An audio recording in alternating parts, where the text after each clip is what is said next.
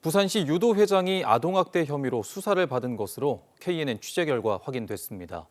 가르쳐줘도 잘 못한다는 이유로 유도 꿈나무에 뺨을 때린 건데요. 상위기관인 체육회는 사실상 손을 놓았습니다. 조진욱 기자의 단독 보도입니다. 지난해 열린 전국 소년체전. 부산시 유도회 A 회장은 대회를 앞두고 직접 학생들을 가르쳤습니다. 그런데 이 자리에서 A 회장이 학생의 뺨을 수차례 때렸다는 증언이 나왔습니다. 기술을 알려줬는데 제대로 못했다는 게 그 이유입니다. 똑바로 안 하면서 뒤에서 뺨을 좀 뒤쪽하고 엄청 세게 때리셔가지고 그 이후로도 몇 대 좀 세게 때리고. 당시 현장엔 수십 명의 학생이 있었고 A 회장의 폭언과 폭행에 분위기가 심각했다 말합니다. 회장님이 와서 좀 알려주시더니 갑자기 똑바로 하라면서 뺨을 좀 세게 때렸어. 손을 완전 높이면서 그렇게 때렸어. 다른 사람도 선발됐었으면 자기가 알려주는 걸 이해 못하면 그렇게 때릴 것 같았어. 무서웠던 것 같아. 유도 회장의 폭행 사건을 수사하던 검찰은 지난달 아동학대 혐의를 적용해 벌금형으로 약식 기소했습니다. 실제 폭행이 있었다고 판단한 겁니다.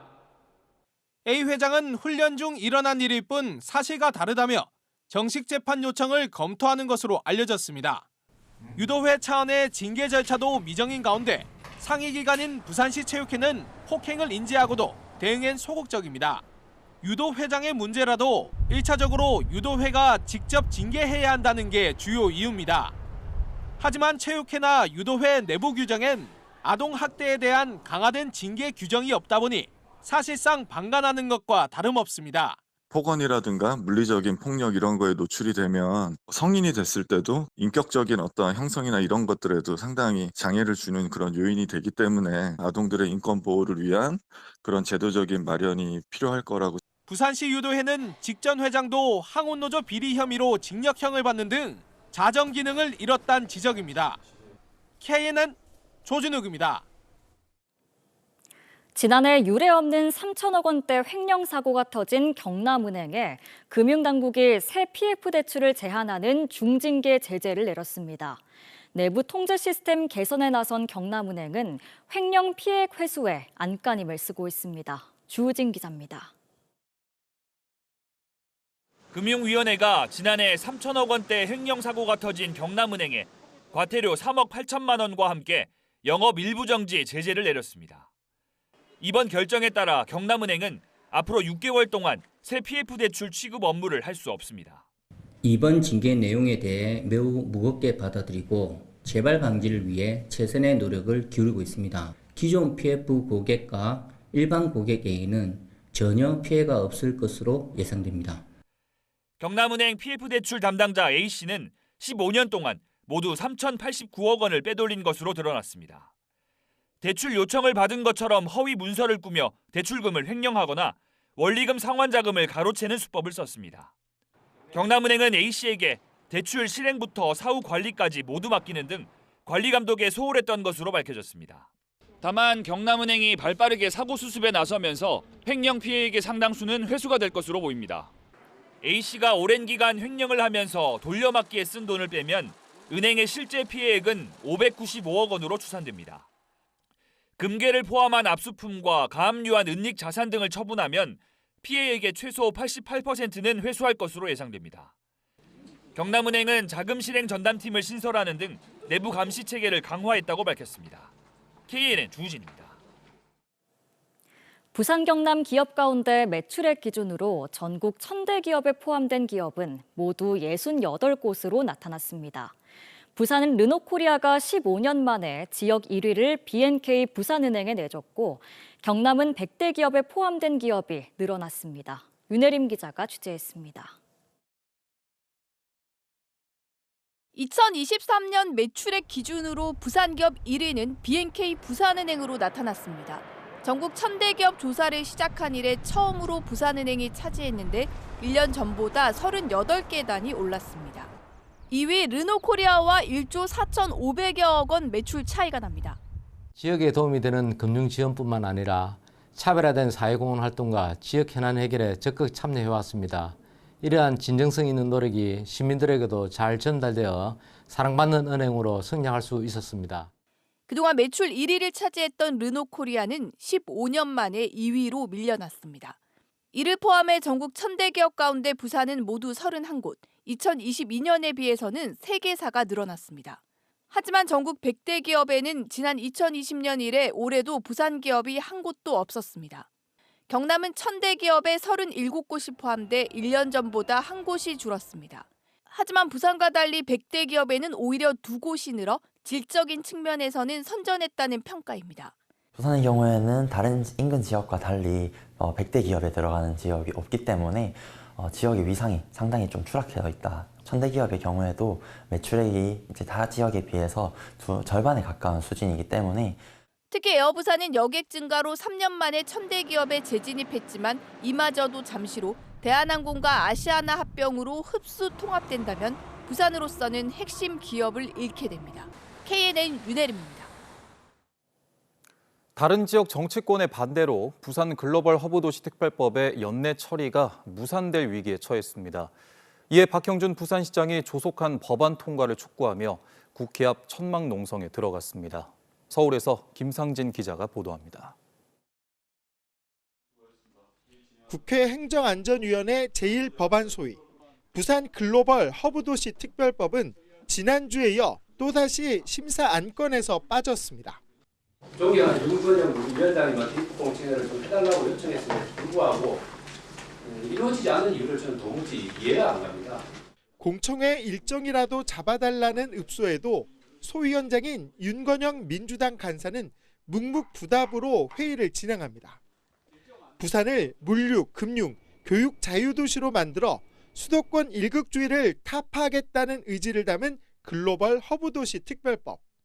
엑스포 유치 실패 이후 지역의 새로운 동력으로 추진해왔지만 국회의 벽을 넘지 못합니다.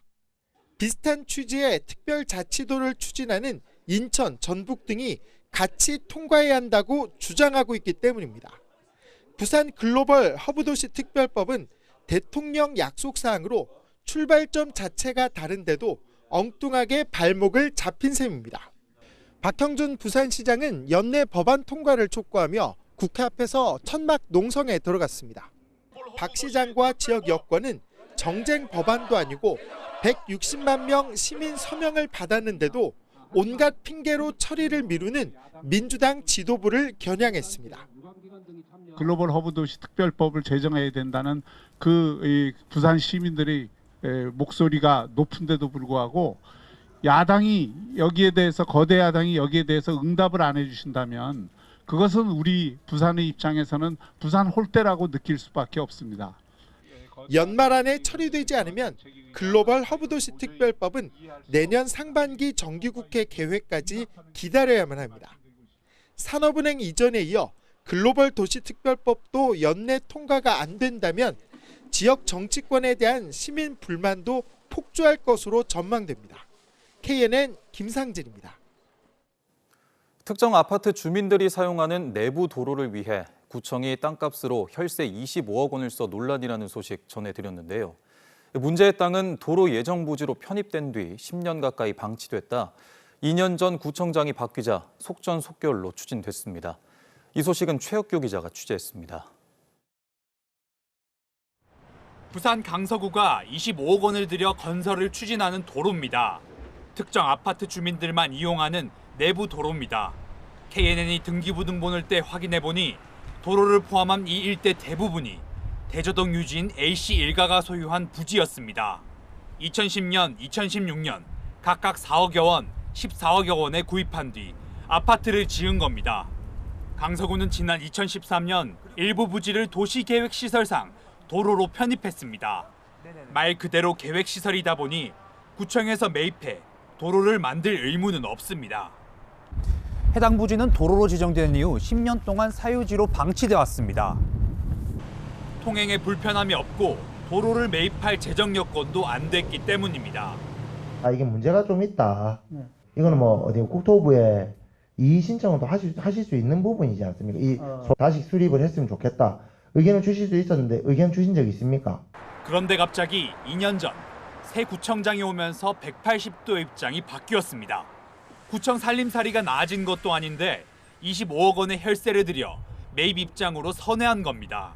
비슷한 시기 A씨 일가는 인근의 다른 분양 사업을 하다 경영난에 시달리고 있었습니다.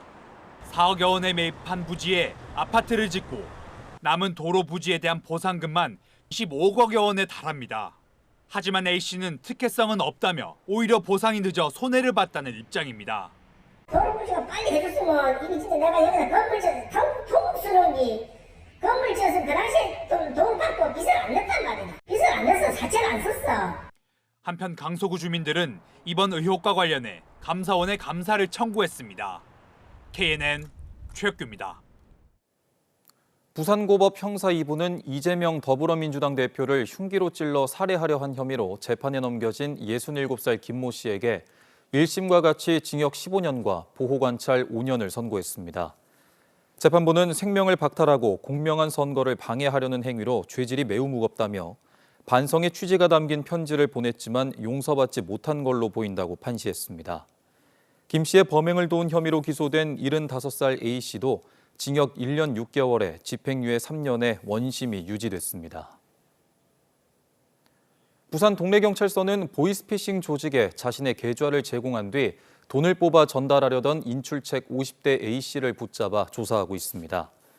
A 씨는 지난 6일 부산 동래구의 한 은행에서 보이스피싱 피해자의 돈 1,200만 원을 현금으로 뽑아가려다 은행원의 신고로 붙잡혔습니다. A 씨는 이전에도 피해자 4명에게 1억여 원을 받아내 또 다른 인출책에 전달한 혐의를 받고 있으며 경찰은 공범 등을 추적하고 있습니다. 부산대의 수건 가운데 하나인 수의과대 신설이 또 해를 넘기게 됐습니다. 당초 부산대는 올 연말 정부에 수의사 증원을 신청해 2026학년도 수의과대 신설을 추진하려 했지만 농림축산식품부의 증원 불필요 입장 고수로 무산된 것으로 확인됐습니다. 부산대는 내년 말 증원을 신청해 27학년도 신설을 재추진하겠다는 입장입니다. 수의과대 입학 정원은 지난 1989년 이후 동결된 가운데 부산대는 전국 거점 국립대 가운데 유일하게 수의과대가 없습니다. 부산 센텀지구의 디지털 혁신 거점 사업으로 마련된 제2회 부산 센텀 디지털 위크가 오늘부터 본격적인 강연 일정에 들어갔습니다. 첫 강연은 실리콘밸리에서 활약하는 더 밀크 손재권 대표가 맡았으며 쿠팡과 토스, 당근마켓 등 12명의 연사들이 최신 디지털 산업 트렌드를 공유합니다. KNN 11월 시청자위원회가 오늘 열렸습니다. 시청자위원들은 드라마 사라진 미가 세련된 연출 속에서 손녀와 할아버지가 이야기를 풀어가는 방식이 흥미롭고 식재료와 음식의 질감을 살려내는 영상도 훌륭하다고 평가했습니다. 또 주거로 변질된 LCT의 문제점을 짚어낸 보도가 인상적이었다며 부산시와 부산도시공사의 안일한 태도 지적을 넘어 문제 해결 방안도 살펴봐 줄 것을 당부했습니다.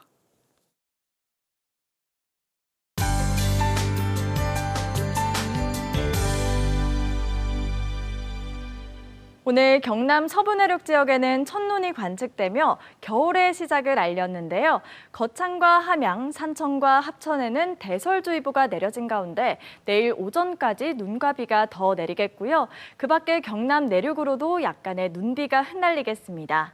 내일까지 부산과 남해안을 중심으로는 강풍주의보도 내려지며 순간풍속 초속 20m 안팎의 강한 바람이 불겠는데요. 시설물 피해 없도록 주의하시기 바랍니다. 북쪽에서 찬 공기가 내려오면서 부쩍 추워졌습니다. 오늘 6.6도로 출발했던 부산은 내일 아침 기온 오늘보다 더 떨어지면서 4도로 출발하겠는데요. 낮 동안에는 12도까지 오르며 오늘보다 2도가량 오르겠습니다. 내일까지 중부지방과 내륙 곳곳에 대설특보가 내려진 가운데 전국 대부분 지역에 눈과 비가 이어지겠습니다. 내일 아침 경남 서부 지역의 기온은 0도에서 4도로 출발하겠고요. 한낮에는 진주가 11도, 합천은 10도로 오늘보다 높겠습니다. 내일 경남 중부 지역의 낮 기온은 창원이 12도, 거제 11도, 밀양 창녕은 10도가 예상됩니다. 낮 최고 기온 부산과 김해, 양산이 모두 12도가 예상됩니다. 먼 해상을 중심으로 풍랑특보가 내려진 가운데 물결이 최고 5.5m까지 매우 거세게 일겠습니다. 내일부터는 대체로 쾌청한 하늘이 드러나겠고요. 초겨울 추위도 계속 이어지겠습니다. 날씨였습니다.